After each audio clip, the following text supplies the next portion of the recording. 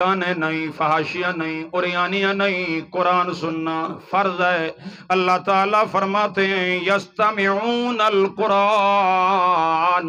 جب انہوں نے پوری توجہ کے ساتھ قرآن سنا، اللہ پاک فرماتے ہیں آؤ مسلمانوں میں تمہیں بتاتا ہوں کس طریقے سے وہ حاضر ہوئے، ان کی حاضری کا طریقہ، جس طرح آ کر بیٹھے وہ بھی اللہ نے قرآن میں سارا نقل فرما دیا، بیان کر دیا۔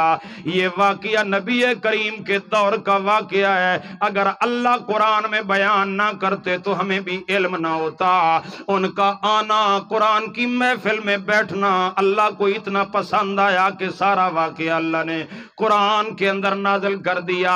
معلوم ہوتا ہے جو بندہ گھر سے نکل کر محفل قرآن میں آتا ہے، اس کا ایک ایک قدم محفل قرآن کی طرف اٹھنے والا ایک ایک قدم اللہ کو اتنا پیارا ہوتا ہے کہ اس کے تذکرے بھی اللہ قرآن میں، سبحان اللہ، اس کے تذکرے بھی اللہ قرآن میں۔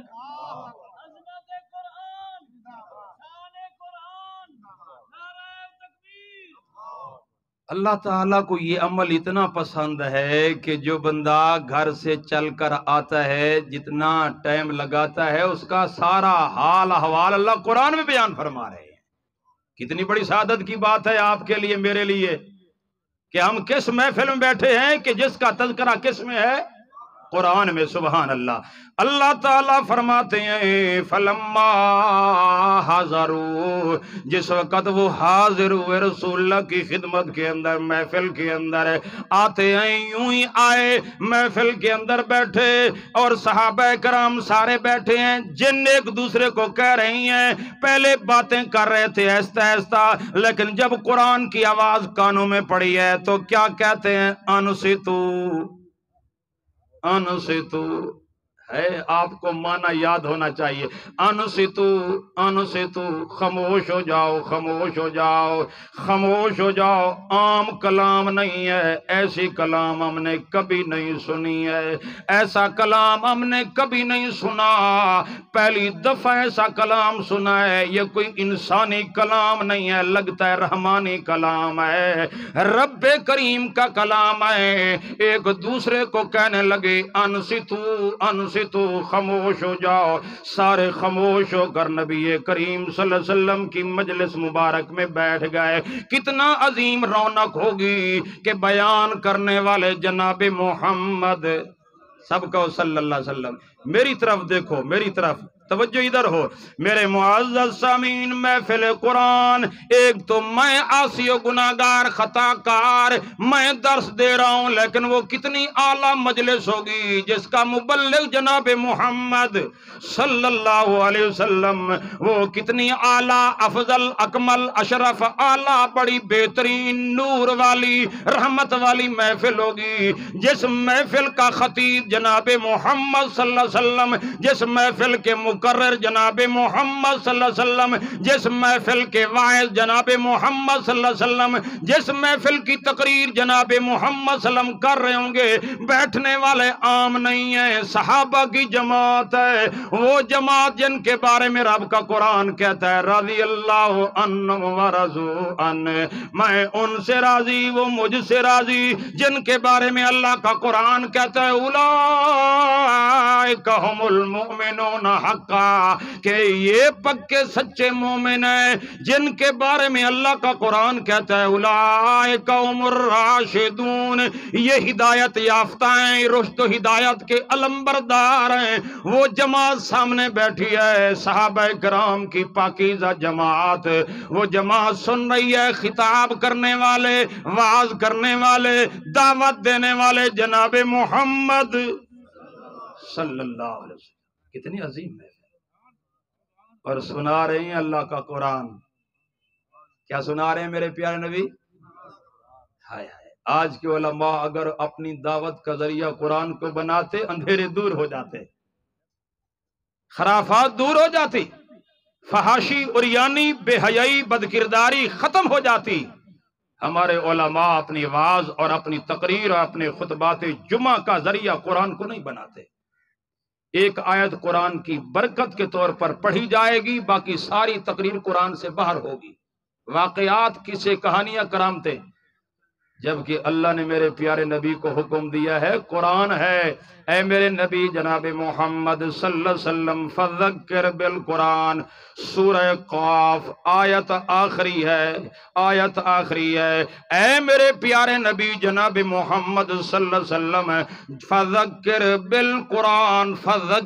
بالقرآن، جب بھی آپ واعظ کریں، جب بھی تقریر کریں، جب بھی لوگوں کو سمجھائیں، جب بھی لوگوں کا تذکیہ کریں، جب بھی نصیحت کریں، جب بھی دعوت دیں، جب بھی تبلیغ کریں، جب بھی تنذیر کریں، جب بھی تبشیر کریں، جب بھی تعلیم دیں، جب بھی آپ دعوت دیں، میرے پیارے نبی فذکر بالقرآن، قرآن کے ذریعے آپ نے دعوت دینی ہے، قرآن پڑھ پڑھ کے سنانا ہے، قرآن کے ذریعے آپ نے دعوت دینی ہے، تبلیغ کرنی ہے، قرآن کے ذریعے دعوت دینی ہے، قرآن کے ذریعے تقریر کرنی ہے، قرآن کے ذریعے تنذیر کرنی ہے، قرآن کے ذریعے تبشیر کرنی ہے، قرآن کے ذریعے عمل ہو تو قرآن والا، دعوت ہو تو قرآن والی۔ میرے نبی نے ہر وقت سفر ہے، حضر ہے، اپنی دعوت کا مینار اور معیار بنایا تو اللہ کے قرآن کو۔ میرے نبی کی لسان نبوت قرآن بیان کرنے والی تھی، آپ نے رات دن قرآن پہنچایا ہے یار، میں اپنی طرف سے نہیں کر رہا، یہ بات قرآن میں لکھی ہوئی ہے۔ مولوی کی بات میں شک ہو سکتا ہے، رب کی کہی بات میں شک کی گنجائش۔ اللہ نے سر فرست پہلی آیت میں فرما دیا سورہ بقرہ میں، الف لام میم ذالک الکتاب لا ریب فیہ، اور کائنات کے لوگوں سن لو، باقی سارے علوم میں، انسانوں کی لکھی ہوئی کتابوں میں شک ہوگا، ریب ہوگا، عیب ہوگا، نقص ہوگا، آؤ ہم ایسی کتاب دے رہے ہیں جو عیب اور ریب اور نقص سے بالکل پاک، منزہ، مبرہ کتاب ہے، جس میں ذرہ برابر بھی شک کی گنجائش۔ وہ کون سی کتاب ہے؟ صرف پڑھنا ہے، سمجھنا ہے۔ ہاں، یہ زور دے رہا ہوں میں آپ کو اس بات کی طرف، توجہ دلا رہا ہوں۔ قرآن پڑھو گے اور سمجھو گے تو آپ کی زندگی سے اندھیرے دور ہوتے چلے جائیں گے اور نور ہدایت آپ کے اندر آتا چلا جائے گا، جیسا کہ ان جنوں نے آ کر قرآن سنا اور اللہ پاک فرماتے ہیں انصتو، ایک دوسرے کو کہنے لے خاموش ہو جاؤ، توجہ سے سنو۔ اللہ کا قرآن کیا کہتا ہے؟ توجہ سے بیٹھے رہے، سنتے رہے، اس طریقے سے توجہ کی، ایک ایک لفظ پیارے نبی کی زبان مبارک سے، لسان مبارک سے سنتے گئے، اپنے دل میں سماتے گئے، یاد کرتے چلے گئے، اللہ تعالیٰ کی رضا کے لیے آئے، نبی کریم صلی اللہ علیہ وسلم کی محفل قرآن میں آئے، آپ کی لسان نبوت سے جب قرآن سنا، ایک ایک حرف، ایک ایک معنی، ترجمہ، مفہوم اپنے دل کے اندر محفوظ کر لیا۔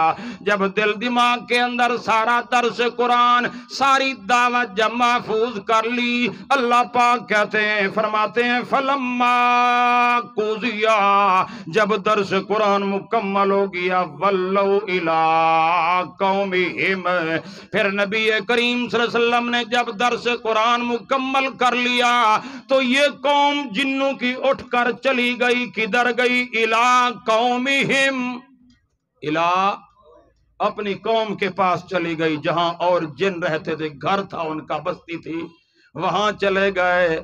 اللہ فرما رہے ہیں وہاں جا کر انہوں نے کیا کیا؟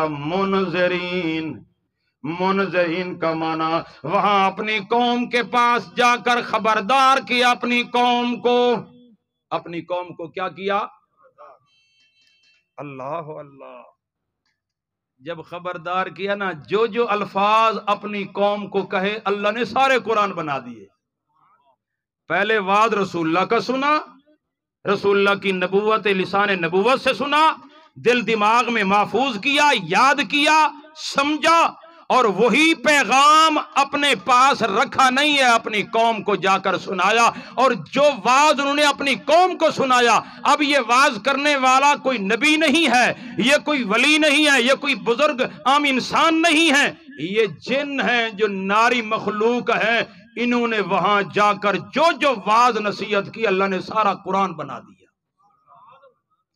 آپ بھی سن کر آپ گھر میں جا کر وہ بات سنائیں گے جو آج سنا رہا ہوں آپ کو؟ سنانا اپنے گھر جا کر، وعدہ کرو اپنی بیٹیوں کو، بچیوں کو، تمام تر گھر والوں کو جمع کر کے یہ حوالے جو دے رہا ہوں آپ نے ان کو سنانے ہیں۔ چلو ٹوٹے پھوٹے الفاظ میں سناؤ گے نا، سناؤ گے تو فائدہ ہوگا۔ یہ نہیں کہ آپ نے تو قرآن کا علم سے منور ہو گئے تو گھر والے، جبکہ اللہ کا قرآن کہتا ہے قو انفسکم واہلیکم نارا، اپنے آپ کو بھی اور اپنے گھر والوں کو جہنم کی آگ سے بچاؤ۔ اللہ کا حکم ہے کہ نہیں ہے؟ آرڈر ہے کہ اللہ کا نہیں ہے؟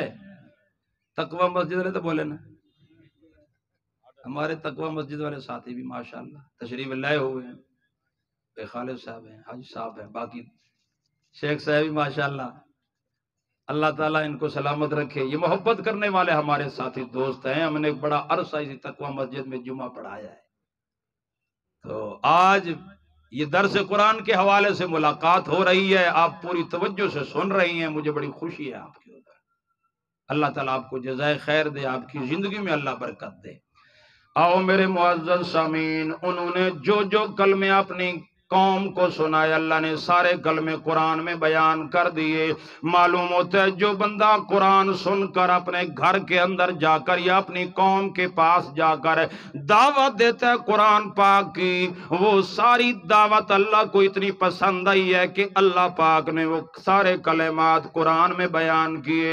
اللہ فرما رہے ہیں قالو یا قومنا، یہ 29 کے بعد 30 نمبر آیت شروع ہو رہی ہے۔ یہ سارا واقعہ آپ نے جا کر پڑھنا ہے، آپ نے گھر میں جا کر مطالعہ کرنا ہے۔ قالو یا قومنا، یا قومنا، اب جن جا کے اپنی قوم کو جمع کرتے ہیں، میری قوم کے لوگوں سنو، انا سمینا کتابا، اللہ اللہ، انا سمینا کتابا، سورہ جن میں انا سمینا قرآنن عجبا، یا کیا کہہ رہے ہیں انا سمینا کتابا، وہ ہماری قوم کے لوگوں عجیب بات ہے، آج عجیب ماجرا اور قصہ ہمارے ساتھ ہوا ہے۔ ہم ایک محفل میں گئے ہیں، جناب محمد صلی اللہ علیہ وسلم کی محفل ہمیں ملی ہے، ہم نے ایک ایسی کتاب سنی ہے عجبا، اللہ اللہ، انا سمینا قرآنن عجبا، ایسا عجیب، ایسا عظیم، عجبا، اس جیسا کلام آج تک ہم نے نہیں سنا۔ انا سمینا قرآنن عجبا، جو اپنی فصاحت کے اندر، بلاغت کے اندر، اپنے بیان کے اندر، عنوان کے اندر، اپنے تمام تر سجا بندی کے اندر، فصاحت و بلاغت کے میدان کے اندر عجبا، اس جیسا کلام ہم نے کبھی نہیں سنا۔ اور یہ عجبا اس کی فصاحت کے متعلق ہے، عجبا اس کی بلاغت کے متعلق ہے، عجبا قرآن کے سجا بندی کے معاملے میں ہے۔ اور آگے فرمایا یہدی الی الرشد، یہدی الی الرشد، قرآن سنا ہے اور یہ راستہ دکھاتا ہے ہدایت کا۔ کون سا راستہ دکھاتا ہے؟ یہ کون کہہ رہے ہیں؟ جن کہہ رہے ہیں، ہمارا انسانوں کا حال۔ یہ جنوں کا واقعہ سنا کہ اللہ ہمیں سمجھا رہے ہیں اور تمہیں سے تو جن نہیں بہتے رہے ہیں، ہمیں اللہ ابھار رہے ہیں قرآن کے سننے پر، ہمیں ترغیب دے رہے ہیں۔ میرا شاگرد دے وے، یہ میرا شاگرد میری حالت کو جان دے کہ استاذ کو خشکی تھی نہیں پیتے پانی دے ہو۔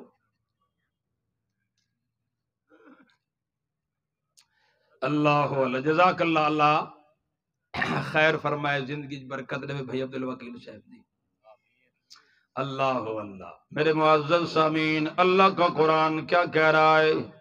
رسول اللہ صلی اللہ علیہ وسلم سے جب انہوں نے قرآن سنا، جنہوں نے تو کیا اپنی قوم کو کہا انا سمینا قرآنن، یا فرمایا انا سمینا کتابا، انزل من بعد موسیٰ، جو موسیٰ علیہ السلام کے بعد نازل ہوئی ہے، مصدقا لما بین یدی، یہ قرآن تورات جو موسیٰ علیہ السلام کو کتاب ملی ہے، قرآن ان کی بھی تصدیق کرتا ہے۔ اور پھر قرآن کا مقصد کیا ہے، کیوں نازل ہوا ہے؟ رسول اللہ صلی اللہ علیہ وسلم سے ہم نے جب قرآن سنا ہے ہمیں کیا ہدایت ملی ہے؟ فرمایا یہدی الی الحق، ہم نے قرآن سنا ہمیں حق کا راستہ مل گیا، سچا راستہ مل گیا، جنت کا راستہ ملتا ہے قرآن سے۔ جب بندہ قرآن سنتا ہے یہدی الی، قرآن سننے سے کیا ملتا ہے؟ حق کا راستہ۔ لوگ پریشان ہوتے ہیں اور مسلمانوں کے بڑے فرقے ہیں، اتنا فرقے ہیں اور ان گنت فرقے ہیں، فرقے در فرقے بنتے چلے جا رہے ہیں، بڑھتے چلے جا رہے ہیں، پتہ نہیں کون حق پہ ہوگا کون حق پہ نہیں ہوگا۔ ہر کوئی اپنی طرف کھینچتا ہے، میری محفل میں آ جاؤ، میری جماعت میں شامل ہو جاؤ، نجات پا جاؤ گے۔ اے اللہ، بندہ پریشان ہے، ان پڑھ بندہ ہے، پریشان ہے، کدھر جاؤں، ادھر جاؤں، ادھر جاؤں، ادھر جاؤں، کہاں جاؤں، کون سا راستہ حق والا ہے؟ اللہ پاک فرماتے ہیں گھبرانے کی ضرورت نہیں ہے۔ اللہ فرما رہے ہیں میرے قرآن کو پڑھ، میرے قرآن کو سمجھ، میرے قرآن کی محفل میں آ، چھوڑ سارے فرقے، فرقے کی قطعاً شریعت کے اندر، قرآن کے اندر گنجائش نہیں ہے۔ میں ایک نظم پیش کرتا رہتا ہوں، میں بھی ابھی آپ کو سنا دیتا ہوں۔ مصطفیٰ کے عہد زری میں کوئی فرقہ نہ تھا فرقہ رسول اللہ کے دور میں، آپ سارے تصدیق کریں گے، بل فرقے کیوں پہ ہوئے تھے؟ پھر کیوں پڑے ہو فرقوں میں؟ رسول اللہ کے دور میں کوئی فرقہ، مصطفیٰ کے عہد زری میں کوئی فرقہ نہ تھا۔ امت میں ایک بھی شیعہ، ایک بھی سنی، ایک بھی وہابی، ایک بھی دیوبندی، ایک بھی بریلوی نہ تھا۔ یہ فرقے بعد میں بنے جو سب کے سب بیکار ہیں، ان سے نفرتیں پھیلتی ہیں، باعث آزار ہیں۔ حشر میں فرقے نہیں، اعمال دیکھے جائیں گے، حشر میں فرقے نہیں، اعمال دیکھے جائیں گے، جتنے خوش اعمال ہوں گے خوشحال دیکھے جائیں گے۔ کوئی بھی مسلک، کوئی بھی فرقہ کام آ سکتا نہیں، کوئی بھی مسلک، کوئی بھی فرقہ کام آ سکتا نہیں۔ نیکیاں جب تک نہ ہوں جنت میں کوئی جا سکتا نہیں۔ سب مسلمانوں کو متحد ہو کر رہنا چاہیے، چشمہ قرآن کے دھارے میں بہنا چاہیے۔ ایک دین نازل ہوا ہے اس نوع انسان کے لیے، ایک دین نازل ہوا ہے اس نوع انسان کے لیے۔ فرقہ بندی لعنت ہے ایک مسلمان کے لیے۔ کوئی بھی فرقہ ہو، کسی فرقے کا میں حامی نہیں، معتقد صرف اسلام کا ہوں، جس میں کسی قسم کی کوئی خامی نہیں۔ آپ کو اتفاق ہے؟ ماشاءاللہ ماشاءاللہ، آپ کو اتفاق ہے تو پھر سبحان اللہ، اللہ تعالیٰ آپ کو جزائے خیر دے۔ ورنہ لوگ کہتے ہیں ساری جماعت دیوبندی، وہابی، بریلوی، شیعہ لڑ رہی ہے یہ قوم، تو اللہ نے ہم سب کا نام کیا رکھا ہے؟ واہ جی واہ۔ پھر یہ کہاں سے پھر کیا آ گئے؟ یہ ہمارے پیٹ کا مسئلہ ہے، یہ ہماری دکانداری ہیں جو اس فرقہ واریت کو ہوا دے رہی ہے، جبکہ قرآن کہتا ہے وَاعْتَصِمُوا بِحَبْلِ اللَّهِ جَمِيعًا وَلَا تَفَرَّقُوا۔ پوچھو، آیت یہ لکھی ہوتی ہے وہ بڑے بڑے سکولوں کے بورڈوں کے اوپر، دیواروں پر، لیکن عمل ایک بھی نہیں ہے۔ مسجدوں کے اندر باہر لکھی ہوتی ہے وَاعْتَصِمُوا بِحَبْلِ اللَّهِ جَمِيعًا وَلَا تَفَرَّقُوا، کہ اللہ کی رسی قرآن کو مضبوطی سے تھامو اور فرقہ فرقہ نہ ہو جاؤ۔ منع کر رہے ہیں اللہ تعالیٰ فرقہ واریت سے، لیکن پھر بھی ہم فرقوں میں بڑے پٹے ہوئے ہیں، پڑے ہوئے ہیں اور بٹے ہوئے ہیں۔ کوئی سی کی کون سی جماعت ہے، کوئی کس جماعت کے اندر، اور ہر ایک دوسرے کو ہم مسلمان سمجھنے کے لیے تیار نہیں ہیں۔ یہ بہت بڑا المیہ ہے میرے آپ کے لیے۔ ہمیں چاہیے ہم فرقوں کو چھوڑ دیں، ہم ہر ایک کا احترام کریں، ہر ایک کی عزت کریں، ادب کریں، سارے علماء کا ادب کریں، احترام کریں، جہاں سے علمی بات ملتی ہے تو ان سے لے لیں، توہین اور تذلیل کسی کی نہ کریں۔ اپنی شناخت، اپنا تعارف سوائے مسلم ہونے کے، مسلمان ہونے کے اور کوئی شناخت نہیں ہونی چاہیے۔ مجھ سے کوئی پوچھے تو کون ہے، میں دیوبندی، بریلوی، وہابی، شیعہ، اہل حدیث، شیعہ، سنی، اس سے اپنا تعارف اور اپنی شناخت پیش نہ کروں، بلکہ کہے انا مسلم، میں صرف مسلمان، میں کون ہوں؟ مسلمان۔ اس پر اتفاق کرو گے تو اللہ راضی ہو جائے گا۔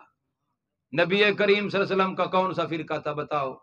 کوئی فرقہ نہیں، آپ مسلمان تھے، بلکہ اللہ نے اعلان کروایا سورۃ الانعام میں، اللہ فرما رہے ہیں قل ان صلاتی و نسکی و محیای و مماتی للہ رب العالمین۔ سورۃ الانعام آخری رکوع، آخری رکوع، آخری رکوع، جا کر دیکھ لینا، یہ آیت بھی تلاش کر لینا، میں اگر کھول کر بتا دوں چلو ٹھیک ہے بتا دیتا ہوں، یاد بھی رکھنا ہے سورۃ الانعام میرے سامنے، سورۃ الانعام آخری رکوع، آیت کا حوالہ بھی آپ کو دے دیتا ہوں۔ میرے نبی کا اعلان ہے، اعلان کروانے والا میرا اللہ، اعلان کرنے والے میرے نبی جناب محمد صلی اللہ علیہ وسلم ہے۔ آیت نمبر ہے 161 نمبر آیت، 161 نمبر آیت آپ نے یاد رکھنی ہے، ہاں بلکہ فرمایا، ہاں 61 نہیں 62 نمبر، قل ان صلاتی، آیت نمبر 162 آپ نے یاد رکھنی ہے، یاد رکھنی ہے۔ اعلان کروانے والا اللہ ہے، اعلان کرنے والے جناب محمد صلی اللہ علیہ وسلم ہے۔ میرے نبی کا اعلان پیارا اعلان، میرے نبی کی بات پیاری نبی پیاری بات ہے، جب بندے کو چاہیے سنتا جائے، اپنے دل کو منور کرتا چلا جائے۔ اللہ اللہ، میرے نبی نے فرمایا ان صلاتی، میری نماز، صلاتی یہ میں عبادت جو کرتا ہوں، قیام کرتا ہوں، رکوع کرتا ہوں، سجدہ کرتا ہوں، فجر کی نماز، ظہر کی نماز، عصر کی نماز، مغرب کی نماز، عشاء کی نماز، تہجد کی نماز، فرض نماز، نفلی نماز، ساری نماز، ان صلاتی، یہ جو میری نماز ہے، ونسکی، میری قربانی، ومحیایا، میری زندگی، ومماتی، میری موت، للہ، کس کے لیے ہے؟ کون فرما رہے ہیں؟ میرے نبی فرما رہے ہیں صلی اللہ علیہ وسلم، آپ صلی اللہ علیہ وسلم فرما رہے ہیں میری نماز للہ، میری قربانی للہ، میری زندگی کا ایک ایک سانس للہ، حتیٰ کہ میری زندگی کا آخری سانس یعنی موت بھی للہ، کس کے لیے ہے؟ اللہ کے لیے، لا، اللہ کے لیے، وہ اللہ فرمایا للہ رب العالمین، جو سارے جان کا پالنے والا ہے، لا شریک لہو، اللہ کا کوئی شریک نہیں ہے، اس کی ذات میں، صفات میں، کمالات میں، قدرت میں، الوہیت میں، اس کی کبریائی میں، اس کی عبادت میں، اس کی پکار میں اللہ کا کوئی شریک نہیں ہے۔ آخری جملہ کیا ہے؟ وَبِذَالِكَ أُمِرْتُ أَنَا أَوَّلُ الْمُسْلِمِينَ، نبیاد سبحان اللہ، انا اول رسول اللہ فرماتے میں مسلمان ہوں، اول المسلمین، سب سے پہلا فرما بردار مسلمان۔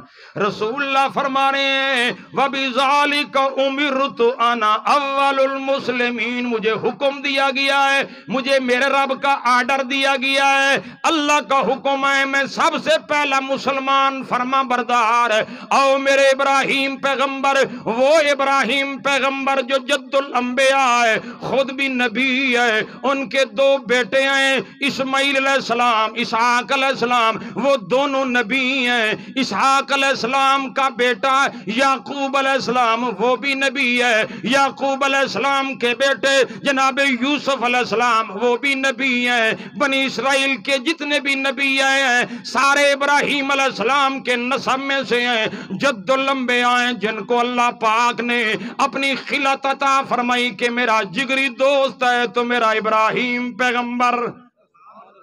وہ ابراہیم پیغمبر، یہ نبی کا اعلان تم نے سنا، جد الانبیاء، اللہ اللہ، جناب ابراہیم علیہ السلام کے بارے میں اللہ کا اعلان سنو، ما کان ابراہیم یہودی ولا نصرانی، ابراہیم علیہ السلام نہ یہودی نہ عیسائی، اے اللہ پھر کون تھے؟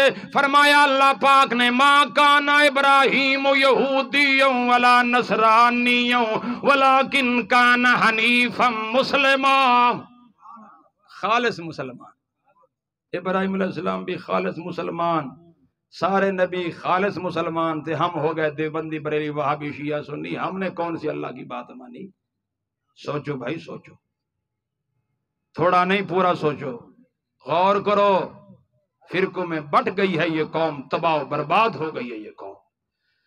تو قرآن ترجمے سے پڑھو گے، اس کا فائدہ ہوگا کہ آپ فرقہ واریت کی دلدل سے نکل جاؤ گے، اور قرآن آپ کی رہنمائی کرے گا اور بتائے گا کہ سچ راستہ کون سا ہے۔ قرآن جب آپ کے دلوں میں آئے گا، آپ ہر ایک سے محبت کریں گے، پھر آپ اپنے آپ کو یہ سمجھیں گے کہ میں تو بہت بڑا گنہگار رہا ہوں۔ اپنا محاسبہ کرو گے، پھر اپنا، ہم ابھی دوسروں کا محاسبہ کر رہے ہیں، وہ فلانا ایسا ہے ویسا ہے۔ جب آپ قرآن پڑھو گے، قرآن مجھے کہے گا اپنے گریبان میں جھانک کر دیکھو، اپنا محاسبہ کرو۔ جب بندہ اپنا محاسبہ کرتا ہے تو ہدایت اور رہنما اور تقوی کی ابتدا ہو جاتی ہے۔ ہم کرتے ہیں دوسروں کا محاسبہ، فلانا ایسا ہے، ہم باتیں بڑی کرتے ہیں، لیکن اپنے گریبان میں جھانک کر دیکھیں، ساری زندگی گناہوں سے لتھڑی ہوئی ہے۔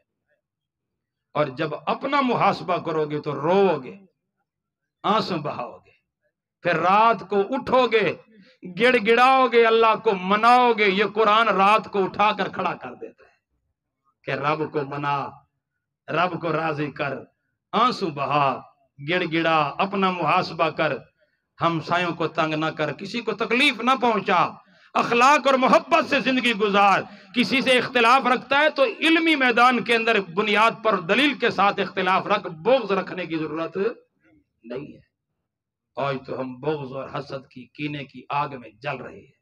اللہ تعالی ہم سب کو اتفاق اور اتحاد نصیب فرمائے۔ یہ آیت جو میں نے اصل میں خطبے میں پڑھی تھی نا، وہ ترجمہ کرتا ہوں۔ ٹائم ہو گیا ہے، 1 گھنٹے کا درس، بس زیادہ نہیں، پریشان نہیں کرنا، کیونکہ زیادہ دیر بھی بندے کو بور کر دیتی ہے۔ اللہ تعالی کا طریقہ اور رسول اللہ صلی اللہ علیہ وسلم کا طریقہ کار بھی دعوت کا مختصر ہوا کرتا تھا، تو 1 گھنٹہ کافی ہوتا ہے۔ یہ ترجمہ کر رہا ہوں ایک آیت کا، جو سورہ بنی اسرائیل کی آیت میں نے پیش کی ہے، یہ اپنے خطبے کے اندر پڑھی ہے۔ آپ نے اس کا ترجمہ، میں عظمت ویسے قرآن کا ایک عنوان لے کر آیا تھا، ادھر ادھر کی باتیں بہت ہو گئی، لیکن جو کچھ بھی ہوا بیان ہوا، حق سچ ہوا۔ اگر کسی بھائی کو کوئی اعتراض ہو، سوال ہو اس حوالے سے، تو میں ضرور تشفی کرانے کے لیے تیار ہوں گا۔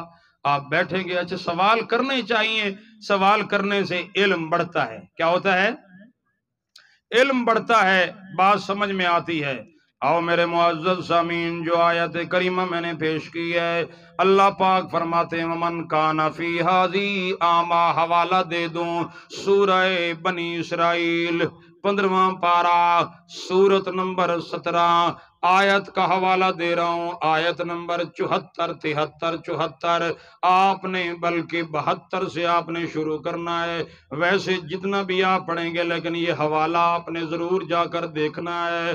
اللہ کے قرآن کو کھول کر ترجمے سے پڑھنا ہے، ترجمے سے پڑھنا ہے۔ رمضان آ رہا ہے، آپ کوشش کریں ترجمے سے جتنا ہو سکے پڑھیں، آدھا پارہ پڑھیں ترجمے سے، آدھے سے کم پڑھیں تو ترجمے سے پڑھیں، 1 رکوع پڑھیں تو ترجمے سے پڑھیں۔ ترجمے علماء نے کر دیے ہیں، آسان سے آسان ترجمے ہیں۔ کہیں اگر بات سمجھ میں نہیں آتی، اہل علم سے سوال کر لیں، لیکن قرآن کو ترجمے سے ضرور پڑھیں، اللہ کا واسطہ ہے۔ جو مولوی کہتا ہے قرآن نہ پڑھو، وہ آپ کو روک رہا ہے، آپ کو نور اور ہدایت سے روک رہا ہے۔ قرآن مشکل نہیں ہے، دیکھو میں ترجمہ کر رہا ہوں، آپ کو سمجھ میں آ رہا ہے کہ نہیں آ رہا؟ سمجھ آ رہا ہے؟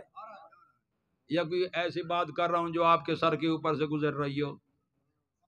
جو بیان کیا جا رہا ہے سمجھ میں آ رہا ہے؟ اللہ فرما رہے ہیں توجہ کرنا، مانا کرتا ہوں، بات بالکل صاف ستھری بات ہے، آسان سی بات ہے۔ وَمَنْ كَانَ فِي هَذِهِ أَعْمَىٰ، اے فی ہذی دنیا اعمیٰ، جو بندہ دنیا میں اندھا بن کر رہا، جو بندہ ومن اللہ نے فرمایا من عموم کا ہے، جو بھی بندہ امیر ہے، غریب ہے، مرد ہے، عورت ہے، عربی ہے، اجمی ہے، چھوٹا ہے، بڑا ہے، پڑھا لکھا ہے، ان پڑھا ہے، جو بندہ اس دنیا کے اندر اندھا بن کر رہا، ایک ہوتا ہے اندھا بن کر رہنا، کیا مطلب ہے؟ جو بندہ اللہ کی کتاب کے اوپر اپنی نظر نہیں ٹکاتا، قرآن کا علم اپنی زندگی میں نہیں لے آتا، قرآن کو سمجھنے کی کوشش نہیں کرتا، وہ دنیا میں اندھا ہے۔ اللہ فرما رہے ہیں جو دنیا میں اندھا بن کر رہا، میں نے تو آنکھیں دی تھی کہ قرآن پر نظریں ٹکاتا، دل دماغ دیا تھا کہ قرآن پر تدبر تفکر کرتا، لیکن اس نے اپنی آنکھیں قرآن سے بند کر لی، دنیا کی کتابیں دیکھیں، دنیا کے مصحف دیکھے، دنیا کے علوم پڑھے، دنیا کی طرف نظریں کی، رونقیں دیکھی، لیکن قرآن پر اپنی نظریں نہیں ٹکائیں، قرآن کو اپنی آنکھوں سے دیکھا نہیں، قرآن پر تفکر نہیں کیا، قرآن پر تدبر نہیں کیا۔ 40 سال، 50 سال، 60 سال، 70 سال، 80 سال کا بوڑھا ہو گیا، زندگی گزر گئی، قرآن کو سمجھا نہیں، قرآن کی روشنی سے اپنی آنکھوں کو منور نہیں کیا۔ اللہ فرماتے ہیں یہ دنیا میں اندھا رہنے والا بندہ ہے، یہ دنیا میں اندھا بن کر رہ گیا ہے، تو اللہ فرما رہے ہیں فَوَّ فِي الْآخِرَةِ اعمیٰ، میں اس کو کل قیامت کے دن بھی اندھا کر کے اٹھاؤں گا۔ سوچو بھائیو، جو قرآن سے اندھا ہے تو قیامت کے دن بھی قبر سے اٹھے گا، کیا ہوگا؟ تو آپ اپنا کھاتا دیکھو، میں اپنا کھاتا دیکھتا ہوں، سارے دیکھیں، غور کریں، کیا ہم کتنا ٹائم اللہ کے قرآن کو دیتے ہیں؟ ہم کتنا پڑھتے ہیں قرآن کو؟ اللہ فرما رہے ہیں جو میری کتاب سے اندھا بن کر رہا ہے، میں قیامت کے دن اس کو اندھا کر کے اٹھاؤں گا۔ اگر تفصیل سننی ہے نا، حوالہ دیتا ہوں، تفصیل سننی ہے، سورہ طٰہٰ میرے سامنے ہے، سورہ طٰہٰ میرے بھائیو، اللہ پاک نے سورہ طٰہٰ کے اندر یہ مقام بیان فرمایا ہے، وَمَنْ أَعْرَضَ عَنْ ذِكْرِي فَإِنَّ لَهُ مَعِيشَةً ضَنْكًا، جو بندہ میرے قرآن کی نصیحت سے، قرآن کی دعوت سے اعراض کرتا ہے، اللہ تعالیٰ فرماتے ہیں قرآن میں یہ آیت آئی ہے میرے معزز سامعین، وَمَنْ أَعْرَضَ عَنْ ذِكْرِي فَإِنَّ لَهُ مَعِيشَةً ضَنْكًا، یہ آیت نمبر ہے 124 نمبر آیت سورۃ طٰہٰ، اور سورت نمبر ہے 20، پارہ نمبر ہے 16، آیت نمبر ہے میرے بھائیو آیت نمبر 124۔ اللہ کا قرآن کیا کہتا ہے؟ وَمَنْ أَعْرَضَ عَنْ ذِكْرِي، جو بندہ میرے قرآن سے، میرے ذکر سے، میری یاد سے، میری عبادت سے، میرے ذکر قرآن سے غافل رہا، اعراض کرتا رہا، میں اس کو دنیا کے اندر بھی بے سکونی دے دوں گا، سکون کھینچ لوں گا، وَنَحْشُرُهُ يَوْمَ الْقِيَامَةِ أَعْمَىٰ، میں ایسے لوگوں کو کل قیامت کے دن اندھا کر کے اٹھاؤں گا۔ جو قرآن سے اعراض کرتے ہیں کل قیامت کے دن اندھے ہو کر اٹھیں گے۔ میری بات نہیں، صدر، پیر، فقیر، ملا، کس کی بات ہے؟ سچی ہے کہ نہیں؟ ایسا ہوگا کہ نہیں ہوگا؟ ہوگا، پہلے اللہ نے بتا دیا ہے، خیال کرو ملک صاحب، خان صاحب، چودھری صاحب، بڑے صاحب، چھوٹے صاحب، وزیر اعظم صاحب، ایم این اے، ایم پی اے صاحب، دنیا کی کرسی کے لیے، دنیا کے اقتدار کے لیے سب کچھ کر گزرتے، آخرت کے اندھے پن سے کبھی بچنے کا فکر کی ہے؟ جو وہاں اندھا ہوا سیدھا جہنم، قبر سے اٹھائے جا رہی ہیں، اندھے ہیں، اچھا اندھے ہو کر اٹھیں گے نا، پوچھیں گے اللہ سے، اے میرے اللہ لما حشرتنی اعمیٰ، مجھے تو نے اندھا کر کے کیوں اٹھایا؟ وقد کنت بصیرا، میں تو دیکھنے والا تھا، مجھے تو میری آنکھیں دنیا میں ٹھیک ٹھاک تھیں، میرا کیا قصور ہے، میرا کیا جرم ہے کہ تو نے مجھے اندھا کر کے اٹھایا ہے؟ جواب سن رب کا، سن جواب رب کا۔ اللہ فرماتے ہیں قال کذالک اتتک آیاتنا فنسیتها، ظالم تیرے پاس میری آیتیں آئی تھیں، میرا قرآن آیا تھا، میری ہدایت آئی تھی، میرا نور آیا تھا، میں نے آنکھیں دی تھی تاکہ اس نور پر اپنی آنکھیں نظریں ٹکا، لیکن تو نے اپنی نظروں کو قرآن سے بند کر دیا اور قرآن سے اعراض کیا تو نے۔ تیرا جرم یہ ہے کہ میری آیتیں آئی تھی